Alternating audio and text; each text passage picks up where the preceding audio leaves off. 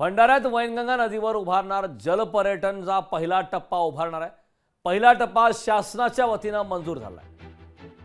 तर भंडाऱ्यात वैनगंगा नदीवर जलपर्यटन उभारलं जाणार आहे। पहिला टप्पा शासनाच्या वतीने मंजूर झालेला आहे। मुख्यमंत्र्यांच्या हस्ते 24 जूनला भूमिपूजन सोहळ्याचं आयोजन करण्यात आलं आहे।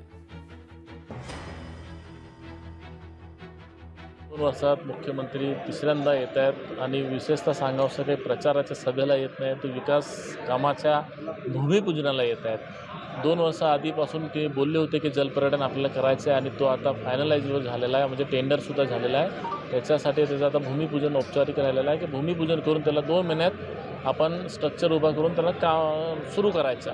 तर नक्कीच अपेक्षित आहे की ऑगस्टपर्यंत तो पहिला टप्पा त्याचा सुरू होईल। लोकशाही मराठी ऐका, पहा, जागरूक रहा।